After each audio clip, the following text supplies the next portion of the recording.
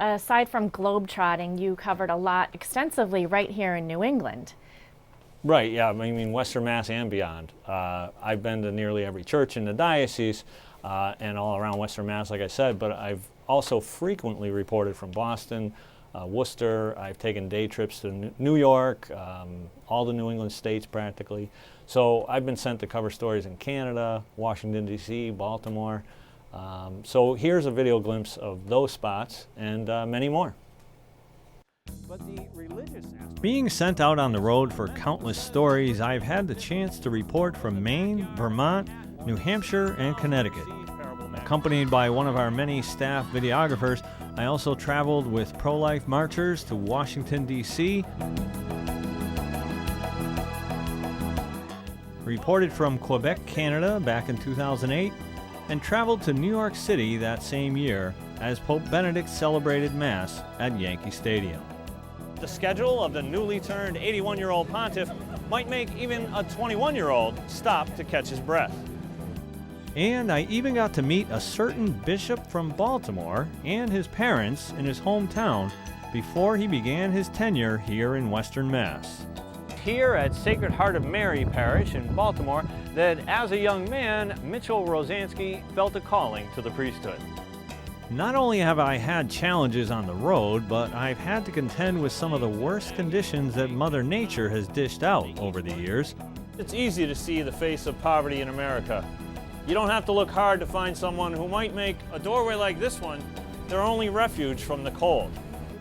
From 25-degree below zero wind chills to the heat and humidity of the Middle East. It was here on Mount Tabor that Jesus' face shone like the sun. Moses and Elijah were with him as he was transfigured and his divine nature was revealed. And a whole range in between. But whatever the conditions, I always made sure to dress appropriately on camera. There's been many advances in equipment over the years to add to bikers' safety while they're on the road. But for many here today, there's nothing like the additional safety of not only blessing their equipment, but blessing their season. But even the hands of the best surgeons in the world can't compete with the Da Vinci when it comes to accuracy and precision. While some of the Catholic School Week events were rather serious in nature, some involved a bit of silliness. But here at St. Mary's in Ware on Jammy Day, I didn't see anything especially silly. Visitors to the Big E can experience the international flavor of the fair in many ways. But one of the most popular ways by far is by visiting the Egyptian Treasures exhibit, where people can learn about ancient Egypt, but also, as I found, can become king for a day. This career allowed me to participate in great celebrations and to mourn with those in sorrow. Many of the sad days were surrounding the parish closings that largely took place in 2009 and 2010. As Catholics across the diocese and beyond closed out the year, parishioners at Our Lady of Hope Parish in Springfield here closed their beloved church.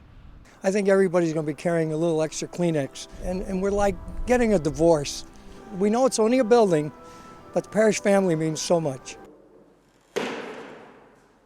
It was also a sad day as we arrived at the scene of the 2011 tornado path just minutes after Cathedral High School was destroyed. We've seen neighbor helping neighbor. We've seen people reaching out one to another. We've seen the charity and the generosity of the people of Western Massachusetts manifest for their brothers and sisters in need. Of course, reporting isn't always so serious. Here at the CYC, they try to teach kids in a variety of ways, but one thing they don't need to teach them is how to have fun. Ready? There were many opportunities to have fun on camera. As professional franchises increasingly demand more modern facilities, the charm of these old ballparks is fast becoming less of a hit. Even when I wasn't participating, it was great to be able to cover sports.